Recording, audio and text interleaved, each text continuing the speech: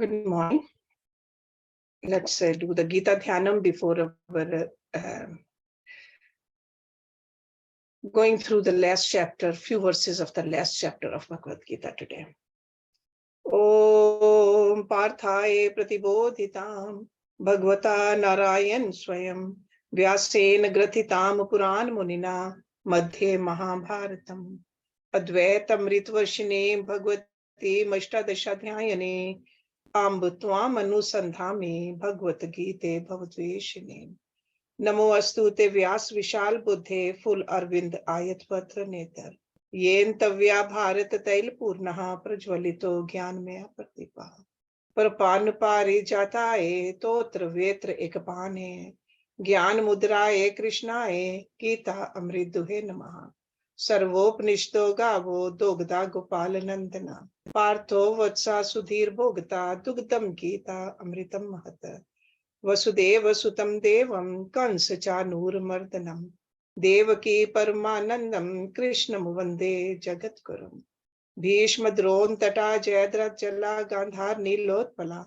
शल्य ग्रावती कृपेन वाहनी कर्णेन वेलाकुला अश्वत्थाम विकर्ण घोर मकरा दुर्योधन अवर्तने सो तीर्णा खलु पांडवै रन नदी के वर्तका केशवा पाराशरे वत्सरोजमलम गीता अर्धगंधोटकम नाना ज्ञानक केसरम हरि कथा संबोधन अबोधितम लोके सचत पदे रह रह पे पिए मानम मुदा भूयाद भारत पंकजम कलिमल प्रध्वंसी नश्रेयसे मूकम करोति वाचालम पंगुम लंघ्यते गिरिम यत् कृपातमहं वंदे परमानंद माधवम यम ब्रह्म वरुण इंद्र रुद्र मरुतः स्तुन्वन्ति दिव्यस्तवे वेदै सांग पदक्रम उपनिषदै गायन्ति जनसामगा ध्यानवस्थि तद्गतेन मनसा पश्यन्ति यं योगिनो यस्यन्तं न विदुषुर असुरगणा देवाय तस्मै नमः. So chapter 18, Moksha Sanyasa Yoga. In the last few verses, we saw how beautifully Lord Krishna has defined tamasic knowledge and tamasic action also. But who does the action? The actor, the doer. So now in verse number 26, he is giving us a definition of a sattvic doer. Okay? An agent who is free from attachment, non-egoistic, endowed with firmness and enthusiasm, and unaffected by success or failure is called sattvic. So these are if you want to be called a sattvic karta, or you want to become a sattvic karta, these are the qualities we need to cultivate. Mukta sangha anhamvadi dhriti utsaha sumanvita siddhi asiddhyo nirvikara karta sattvika. So very clear definition of a sattvic doer. A sattvic doer sincerely feels that he has not done anything spectacular, even when he has actually done the greatest good to mankind. Why? Because this person surrenders his egocentric individuality to the Lord. So he gives the credit to the Lord. That's how a perfect attunement with the infinite in this person. So a sattvic actor is one who ever strives unperturbed. So striving he does, but he doesn't get disturbed in mind, both in success and also in failure. A sattvic karta realizes that in all his actions, his body, mind, and intellect come into play and serve the world only because the spirit, the soul, the infinite is in contact with them. A sattvic doer is the one who is ever conscious of the touch of the infinite. that light, because of that infinite light, actions are possible. So Satvik Karta. Now in verse number 27, he is defining a Rajasic Karta. Okay? Passionate. Desiring to gain the fruits of actions. Greedy. Harmful. Impure. Full of delight and grief. Such an agent is said to be Rajasic. So that means a Rajasic Karta is full of desires, passions, and attachments. His thirst is insatiable because his desires continue multiply from moment to moment. Because there's a sky is the limit of these desires. When a person of this type becomes maliciously resolved to gain his own ends, it's very natural that he becomes impure. That really means that immoral also. He doesn't mind doing the wrong actions to fulfill his or her desires. This sounds pretty bad to us. If this is bad, how about a tamasic doer? How does he function in the field of activity? Verse number 28. Unsteady, vulgar, unbending, cheating, malicious, lazy, despondent, and procrastinating. Such an agent is said to be tamasic. Tamasic person becomes very dishonest, extremely deceitful. So it's only in the degrees we see the difference between the Rajasic and Tamasic. Whenever a true seeker discovers the symptoms of tamas and rajas growing in him or her, that seeker should take notice of them at once and consciously strive to regain the sattvic beauty. That's the reason we need to know these symptoms. I always look at in the tamasic doer, the laziness or the despondent or the procrastinator. We don't want to do that. Those are very easy to fix. Let's just not be that. Sure, we are not, most of us are not vulgar or cheating, malicious, but lazy we become sometimes. Whenever we say we'll do it later, that's a laziness.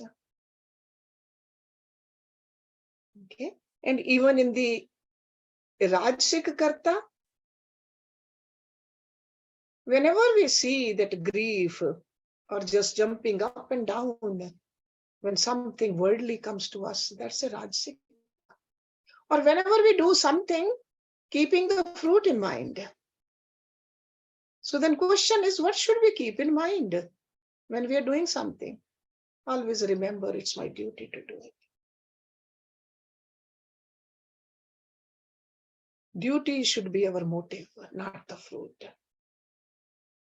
Fruit will come, but in our mind there should not be the fruit if we want to become sattvic.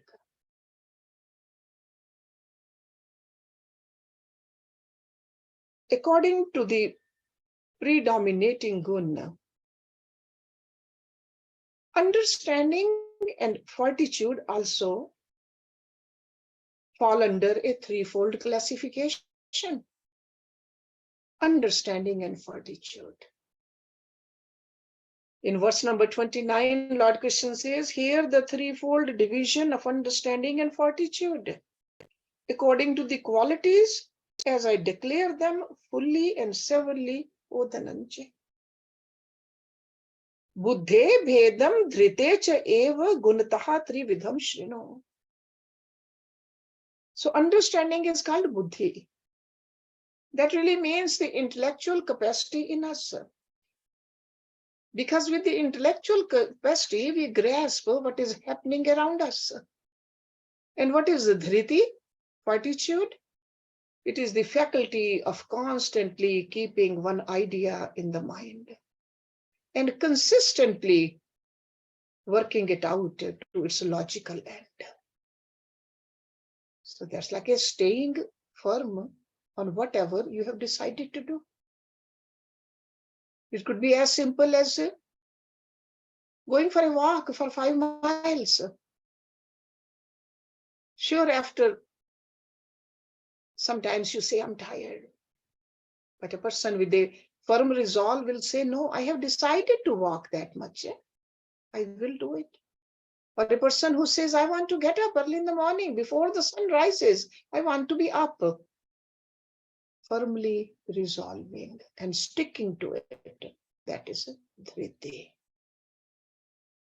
So consistency of purpose and self-application without allowing oneself to be tossed about here and there like a dry leaf at the mercy of a fickle breeze is called dhriti, fortitude. Okay. What is a sattvic understanding?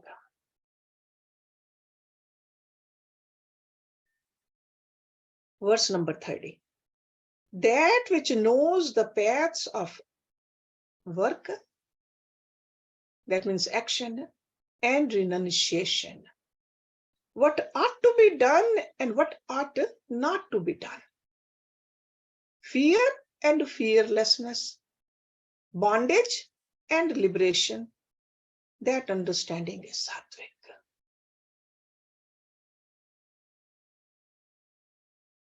So that intellect, which has the best of understanding, if it can readily discriminate among the beings, also among the situations in its field of activities. Because we know the intellect has various functions: observing, analyzing, classifying, willing, wishing, remembering, and there are a lot of others also. Yet we find that the one faculty essential in all of them is the power of discrimination. That is the function of the intellect, discrimination. Or you can also call it a faculty of right understanding. What should be done and what not should be done. What is true, what is false, what is permanent, what is temporary.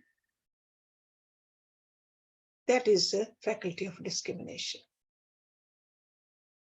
True understanding has a ready ability to discriminate between actions that are to be pursued and actions that are to be shunned. We cannot say that we're going to do all the actions, or we don't want to do any actions, but to do the right actions. So a sattvic buddhi always helps us to arrive at a correct judgment. Okay, discrimination over here means judgment also.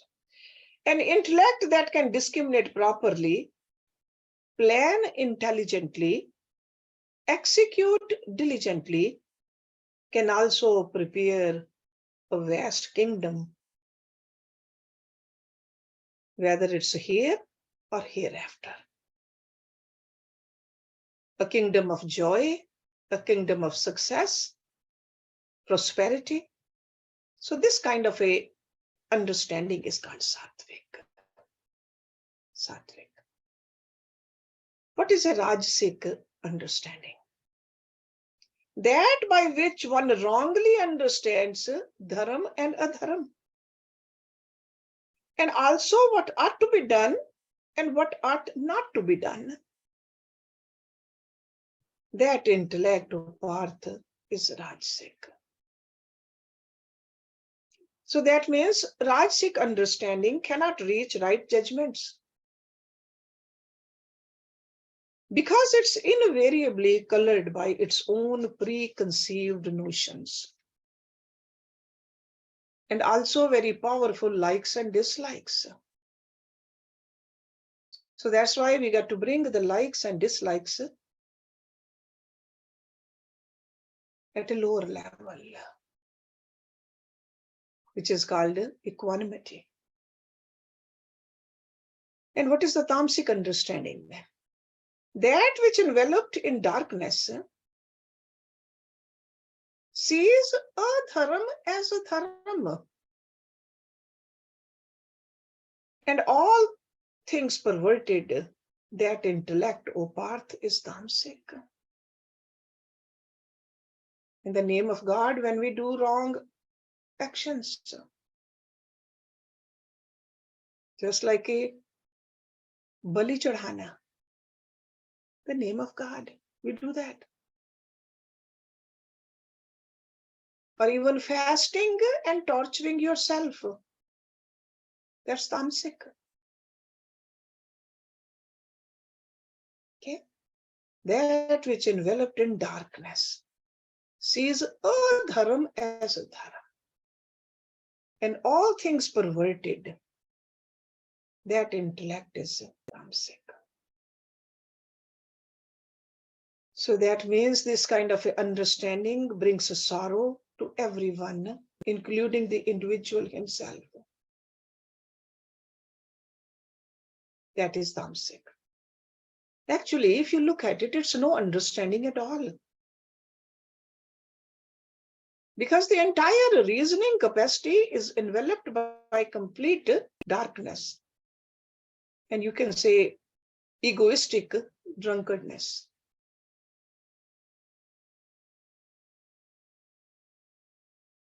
Now in the next 3 verses, he's talking about the fortitude, the dhriti.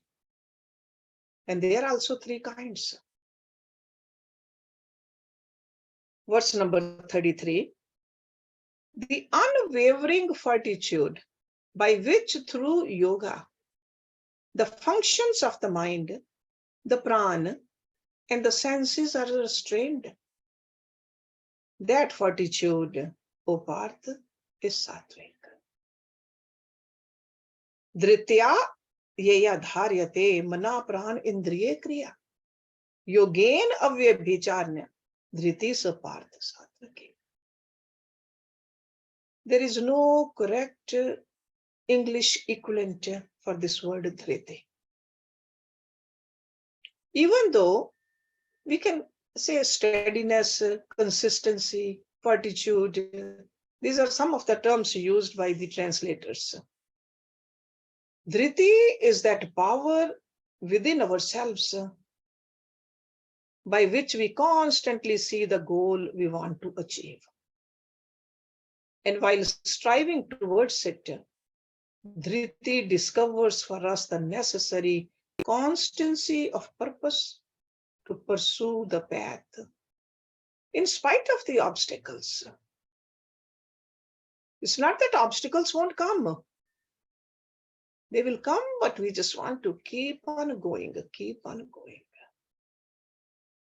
So the constancy with which a person controls his mind, sense organs, and their activities through single-pointed attention and faithful concentration upon a given point of contemplation is a sattvic dhriti.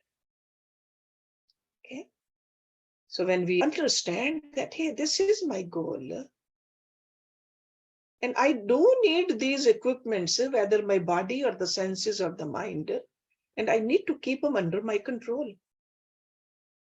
Without fixing the mind on something nobler and higher, we cannot detach it from its present pursuits. So that means we got to have that higher goal in our mind. So that's why Lord Krishna insists that yoga is unavoidable. See, when we think about yoga, yoga means we are trying to unite with that highest. And what is uniting with the highest?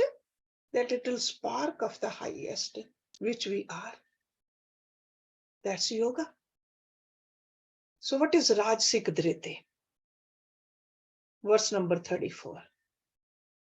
The fortitude, O Arjuna, by which one holds fast to duty, pleasure, and wealth. From attachment and craving for the fruits of actions. That fortitude, O Parth, is Rajasik. And what are the Sanskrit terms for duty, pleasure, and wealth? You all know. Dharam, Kam, and Arth.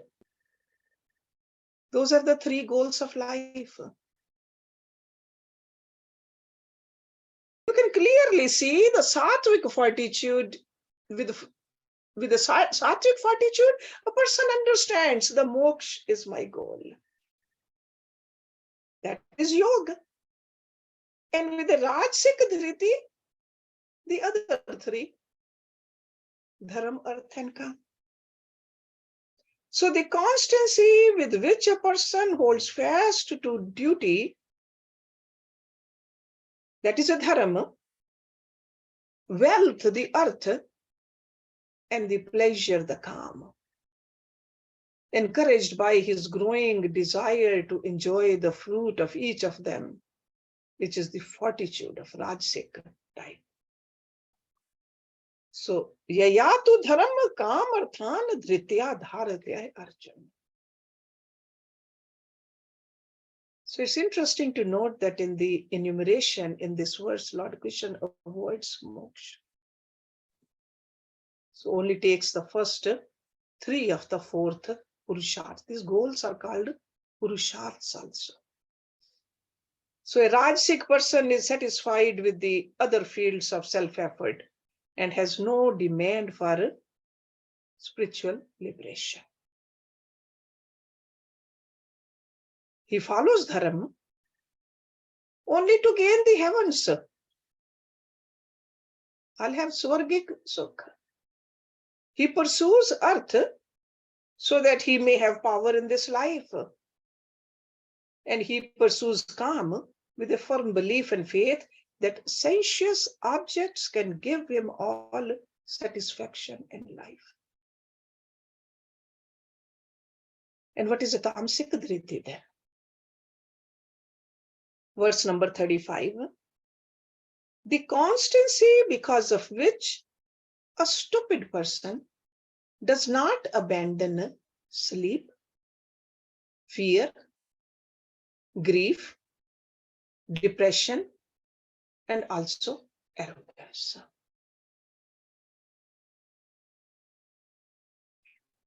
The fortitude of Parth, O Parth, is Tamsik. There are 5 of these. So a person who follows these 5 values of life is called by Lord Krishna a fool. He uses the word durmedha. And constancy with which such a fool follows his life of dreams and fears, griefs and despondencies, arrogance and passion is indicated as the dhriti of a tamasic person. Because dhriti is needed to be fearful. Oh, I'm afraid, I'm afraid. Dhriti is needed to be in grief also. No, I am in grief or in depression. Or even arrogance, conceit. Or sleep also. Sleep over here could mean excessive sleep physically, but at the same time, to stay asleep towards the higher goal of life. That is the sleep he's talking about. So it's like a sleeping towards the higher purpose of life. That's tamasic. And to be sticking with your gun That's why he says it's a dhriti. Now, in the next 3 verses, he talks about the pleasure, the happiness. He says that's also threefold. Because the effect of the action is the pleasure. We all do everything for happiness. So in the logical thought development in this chapter, we find that these 3 factors, which constitute the impulse of the action, knowledge, actor, and action, and afterwards the motive forces in all activities, which not only propel our activities, but intelligently we control and direct it. We need the buddhi and dhriti. So that's why the whole beautiful thought process he has gone through for us. But ultimately, we got to remember, why do we act? Every living creature acts because there is some kind of a impulse, the instinct we have, or the craving we have for the happiness. All of us. So everyone acts for the same goal of gaining happiness. Tamasic person also wants happiness, a sattvic person also wants happiness.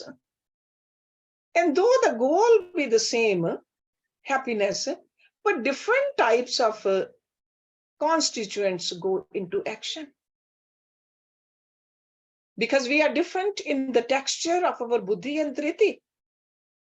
So the path adopted by each one of us is distinctly different.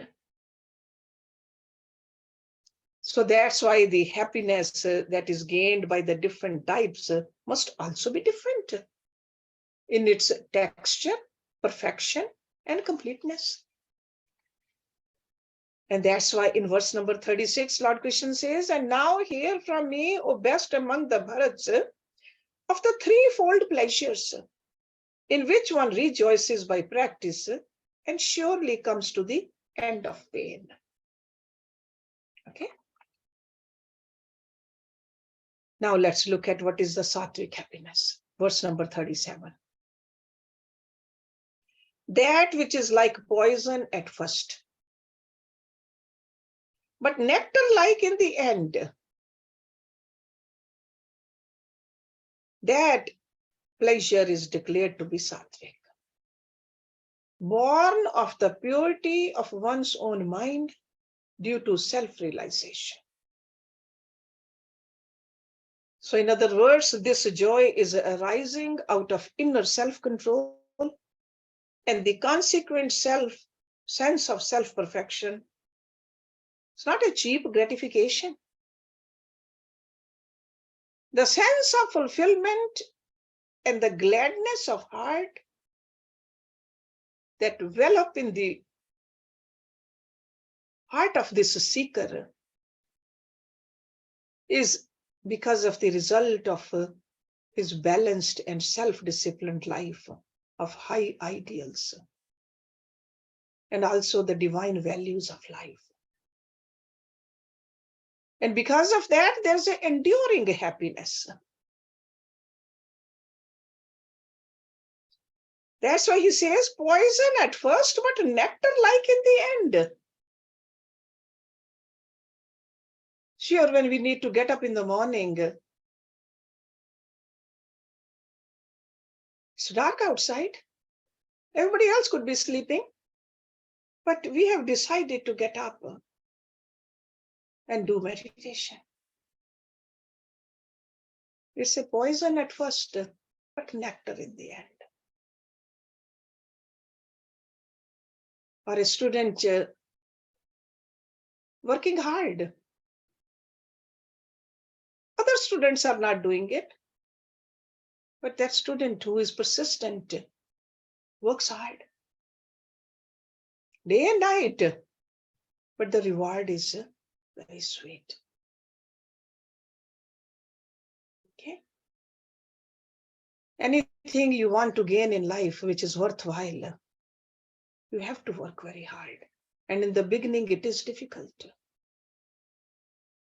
Okay, that's why he said it's a poison at first. It looks like a poison at first, but nectar-like at the end. That pleasure is sattvic. What is a rajasic happiness? That pleasure which arises from the contact of the sense organs. This is verse number 38. That pleasure which arises from the contact of the sense organs with the objects, which is at first like nectar, but is in the end like poison, that is declared to be rajasic. So two things over here. We think that the pleasure is coming from the objects.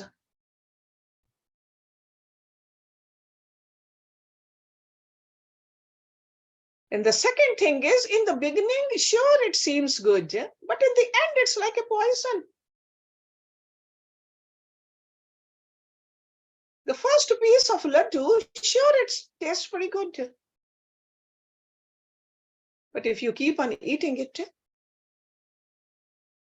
want to finish the whole box, it will seem like a poison. So rajasic happiness arises only when the sense organs are actually in contact with the sense objects. In the sattvic happiness, there was no mention of the objects.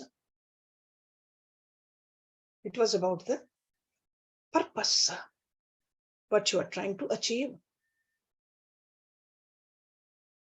And when we are focusing on the sense objects, unfortunately, the contact cannot be permanently established. Why? Because the objects are always variable. And the subjective mind and the intellect, the instrument that come in contact with the objects, is also variable and changeable. Today we like that object, tomorrow we will not. Or that object itself does not stay the same. Or it might be taken away. So that's why this sort of happiness is considered rajasic. And what is a tamasic happiness? The pleasure which at first and in the sequel deludes the self, arising from sleep. So this sleep means the ignorance, indolence, and carelessness is declared to be tamasic. So whenever we are pursuing for a happiness for a length of time, it gives to the intellect a thick crust of wrong values, false ideals, ruins the spiritual sensitivity of the personality. Okay? So that's why he said, in the beginning also, in the end also, because you are just ignorant about it. You think that drinking or smoking or the gambling or the cheating is good, but you are fooling yourself. So in the beginning it's bad, in the end also it's bad. So those are the actions he's talking about over here. When we are deluding ourselves, when we are ignorant about the whole thing, and we become careless also.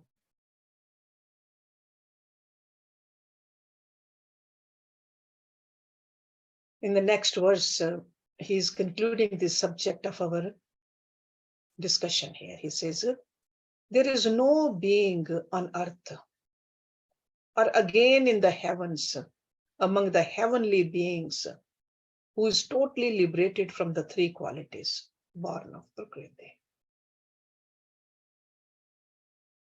So these three guns put together are the manifestation of Maya.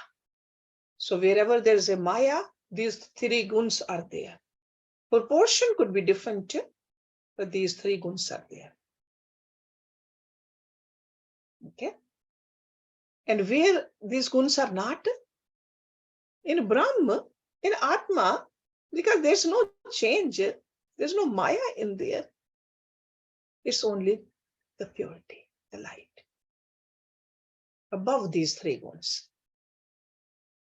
So now in the following verses, duties ordained by our nature, which is called Swabhava, and our station in life, which is called Swadharma. So these are the two terms, Swabhav and Swadharma. So our nature and our station in life. They are laid out with the thoroughness of a law book here. Verse number 41. He says of scholars, of leaders, and of traders, and also of workers. Brahman, Kshatriya, Vaishya, Shudra. O Param Tap, the duties are distributed according to the qualities born of their own nature. So duties are according to their Swabhav, their nature. So different types of duties are assigned to each of these classes of individuals depending upon their nature, Swabhav, which is ordered by the proportion of the guns in the makeup of each type of inner equipment. And no one is exclusively of one gun alone. Nobody can say that a person is 100% sattvic or 100% tamasic. So the type of person's action, the quality of his ego, the color of his knowledge, the texture of his understanding, the temper of his fortitude, and the brilliancy of his happiness will determine his varna. Varna is the Sanskrit term, and loosely we translate into caste. It's varna, color. Brahman, Kshatriya, Visham, Shudra, Nam, Cha, Param Tap, Karmani, Pravibhikitani, Swabhav, Prabhay, Mune. So answering the four types of nature as determined by their psychological characteristics, there are four kinds of social livings, each having a definite function in society.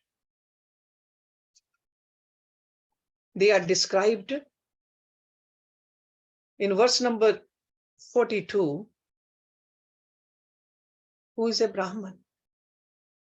Serenity, self-restraint, austerity, purity, forgiveness, and also uprightness. Knowledge, realization, belief in God are the duties of the Brahman. Born of their own nature. So their Swabhav, according to their Swabhav, and Swabhav can be changed. Just remember that. Because Swabhav is made up of all of this. So if you want to become Brahman, these are the qualities. Is our mind serene? Are our senses and the mind restrained? Do we live a life of a tapasvi?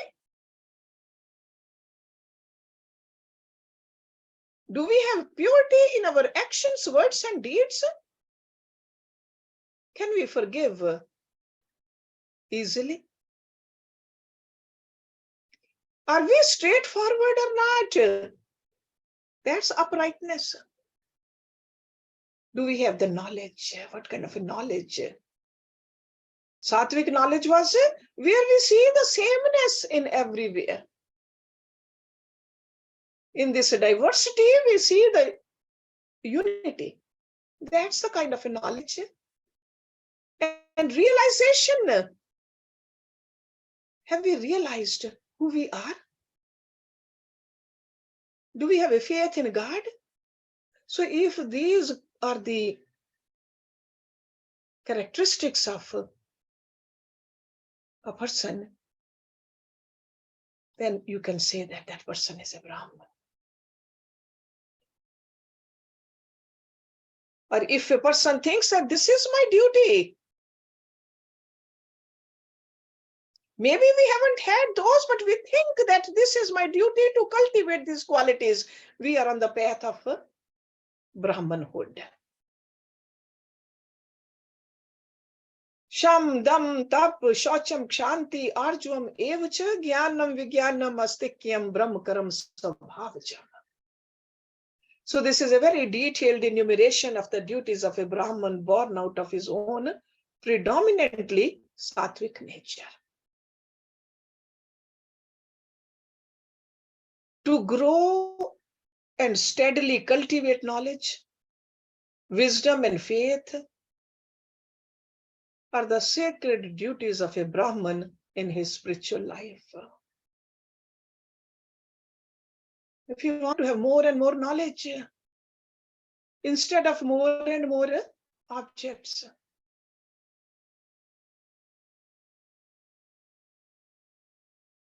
if you have full faith in God, or if, look at it, if the faith is increasing or not, you are on the path of Brahman. And what are the duties of a Kshatriya? Prowess, this is a verse number 43. Prowess, splendor, firmness, dexterity, and also not fleeting from battle. Battle means any action. Generosity, lordliness. These are the duties of the Kshatriyas, born of their own nature. Shauryam, teja, dhriti, dakshyam, yuddhe cha api aplayanam, danam, ishwar bhava cha kshatram karma swabhavacham. So the Kshatriyas have a greater dose of Rajoguna in the composition of their personality. We know that in no society can leaders of men and affairs claim to be at once the spiritual leaders of the people. Secular heads cannot be the spiritual guides. But a true leader is a person who has the subtle ability to incorporate the spiritual ideals of our culture into the life and maintain it in the community. The duties of the Vaishya and the Shudra are described in verse number 44. Agriculture, cattle rearing, and trade are the duties of the Vaishyas, born of their own nature. And service is the duty of the Shudras, born of their own nature. So the sabhav of a service or sabhav of a business, trading. Each mind, intellect, equipment is governed and ruled over by its predominating quality. The Rajasic mind cannot fly into the meditation and maintain its poise as easily and as beautifully as the Sattvic mind can. So if we think that during our meditation we really cannot sit long or control our mind, we got to cultivate some Sattvic qualities. Then it becomes very easy. We cannot ask that somebody gonna just put their hand on our head and we should do it. Sure, spending some time with a positive person, with a Sattvic person, there is a change in our own color. So just like we say that company makes a difference, but it's not the touch of a person. There's no magic about it.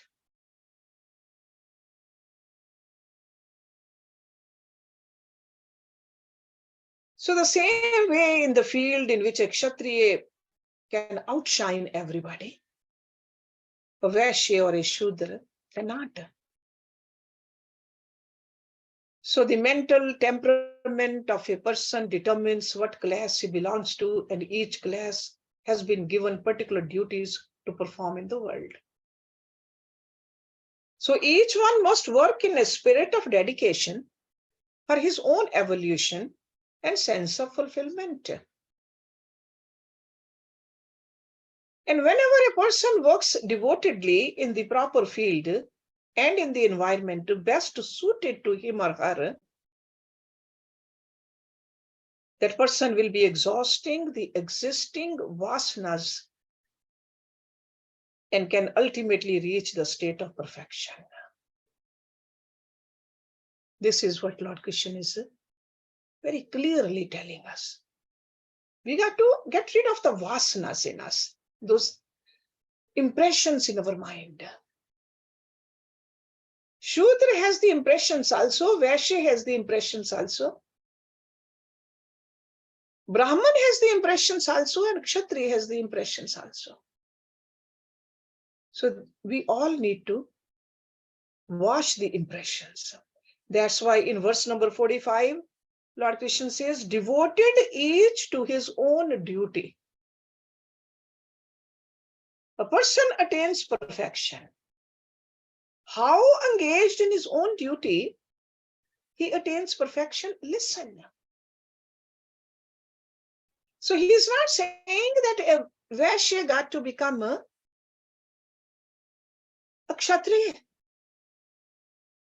He says, devoted to your own duty. He says, from whom is the evolution of all beings, by whom all this is pervaded, worshipping him with one's own duty.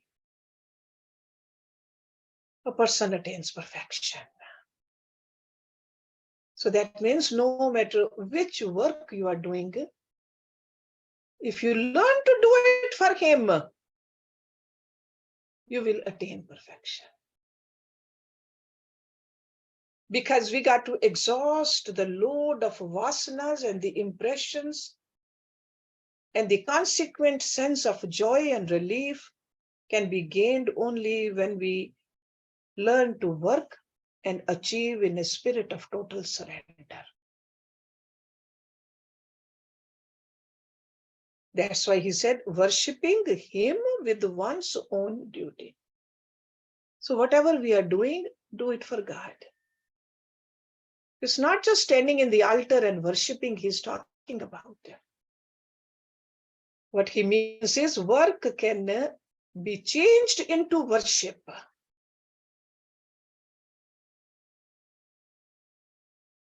Somebody can be cleaning the floor, cleaning the bathroom, but thinking I'm doing it for God.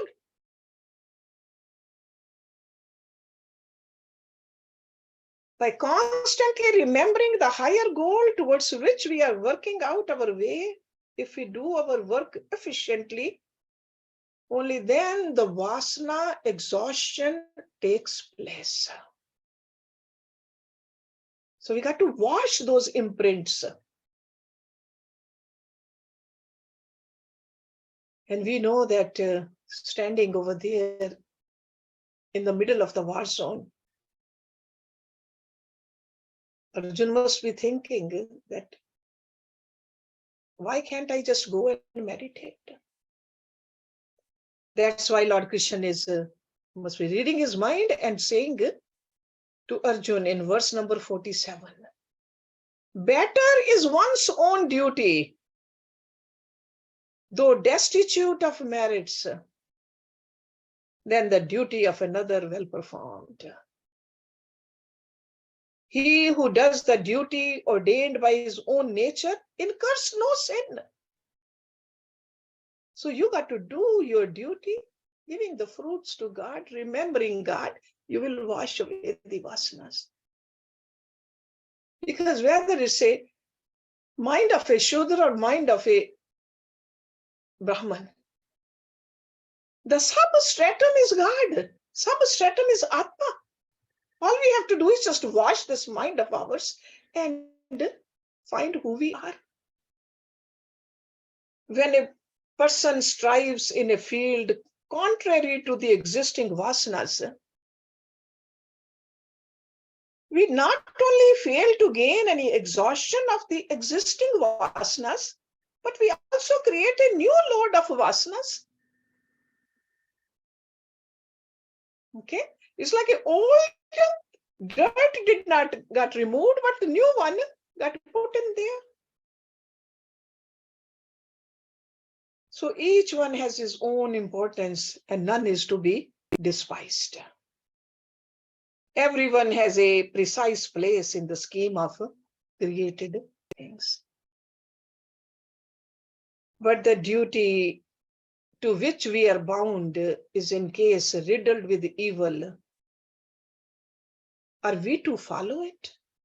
Lord Krishna says, verse number 48, one should not abandon, O Arjuna, the duty to which one is born, though faulty.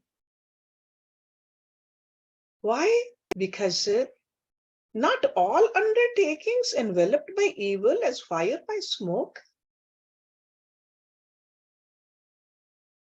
So that means there is a, no matter what we do, action always have the reactions. Sarva arambha hi doshen dhumen agni iv avritta. Sahajam karam kaunte sadosham apina tyajet. It's a very deep philosophy. He's giving it to us over here. How to do whatever we are supposed to do, whatever sabhav is, but by doing our duty this way, we can attain the highest. We'll start from this verse number 48 because there's a very deep message he's giving it to us. Two words I want you to pay attention to: born with and born into. Okay. That means we have brought in certain vasanas with us. That is born with. In the environment where we are, if we don't pay attention, we just absorb more vasanas also. So born with and born into. Okay, so we'll talk more about it next week. And we'll finish this round of Bhagavad Gita next week. Om Purnamada Purnamidam Purnat Purnamudachyate Purnasya Purnamadaye Purnameva Vishishyate. Om Shanti Shanti Shanti Om. Thank you very much for coming.